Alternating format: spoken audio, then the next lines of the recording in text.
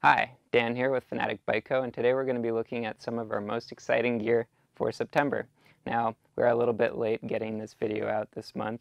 We've been really busy. Jaden just got out our review for the following MB, which he rode for many months before it's released, to give you guys a really in-depth look at it.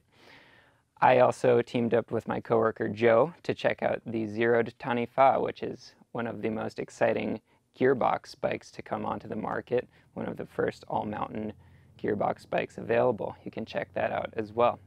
But you're probably noticing that I look a little different, so I wanted to address that. Don't have dreads anymore. That came about last Thursday for a couple of reasons. Wasn't exactly looking forward to it, but I had had them for 13 years, so I think it was a pretty good run, and here we are. I'm still Dan. I'm still very excited to be bringing you guys some of the more exciting mountain bike gear that we have coming down the pipeline, so let's start it off. Now, fall is quickly approaching. For a lot of us, that means riding in wet and muddy conditions. It means some of the best riding of the year, but things can get a little sloppy out there. To that effect, I wanted to talk about Schwalbe's new line of tire compounds. They call it their Addix line, and they've very handily color-coded it all with these stripes down the center of their tires.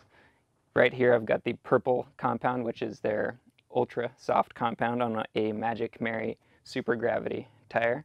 And over here I've got the blue stripe that indicates soft compound. They do have two other ones as well. I'm going to focus on these because it's what we like best.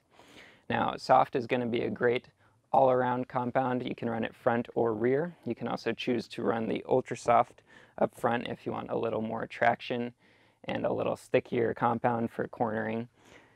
It is going to wear a little bit more quickly, so that's why I suggest running the soft on the rear. Now, if you haven't heard of the Magic Mary tread that Schwalbe employs, it is a favorite of downhillers worldwide. I've been running it on my downhill bike all summer for the past 2 summers, even in dry conditions like we get up here, up in Whistler.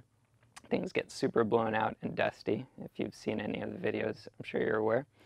We also have the knobby Nick right here. This is their 2.6, so it's sort of a mid-fat. If you don't want to go all the way up to a 2.8 plus size tire, you can check out a 2.6, see how you like the added width. But knobby Nick, very fast rolling tire. They get pretty light in the shorter widths, so you can run a fairly aggressive, fairly fast rolling trail tire, get by with very little rolling resistance, but still maintain good traction when cornering. Both of these are going to do a great job, particularly the softer compounds, in any sort of wet and sloppy conditions, particularly this Magic Mary. It's one of my favorite tires. Next up, I've got here actually my very own code brake. This is the revamp to the old Avid codes, which, if you're familiar with Avid brakes and their elixirs, you might have bad memories of those, but the codes were always a solid product. I ran them on an old Iron Horse Sunday for years, which they were much newer than the actual bike itself, and they worked really well for years and years. This is a fully updated model. You'll see it does look fairly similar to their guide brakes, but it has a lot of differences. For example, this fluid reservoir is actually 30% larger than on the guide levers. It also, on the caliper, has a 15 millimeter piston as opposed to the 14 millimeter piston that the guide employs, matched to the same rear 16, or rather front 16 millimeter piston. So a 15 and a 16 millimeter piston. They have updated it to use SRAM's bleeding edge technology, which uses a purpose-built fitting for bleeding the caliper.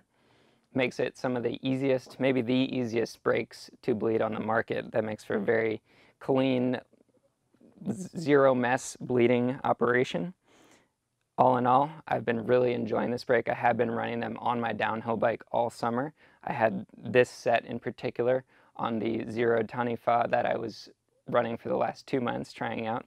They do have a little more stopping power than the guides, and the main difference, in my opinion, is that there's no fading on them on extended downhill runs, which I would sometimes get on the guides. Now, I don't think they are appropriate for everybody. You don't need to upgrade your bike to this, but if you do want maximum stopping power, and are okay with a tad bit more weight, these are going to be a great product. Like I said, they don't fade at all. Now the RSC is going to be the option with all the external adjustments, reach adjust and pad contact adjust.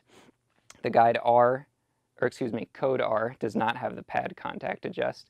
They both use the SwingLink technology. That just means there's a cam in the lever that's going to give you that really good modulation that guides and now codes are known for. Check that product out. Lastly, I've got something from a company called Addix. Now, this isn't a company we've dealt with in the past. They're a Swiss company. They have been around for almost a century, and they are renowned in both the motorsports and mountain bike world. They make protection for motorcycling and mountain biking. This is their Flow line of pads. This is their knee pad. They also make an elbow pad that we carry.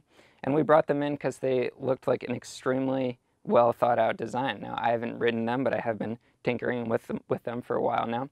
Tried them on. They fit extremely comfortably. They cup your knee in a really nice way that I haven't always gotten from other pads I've owned.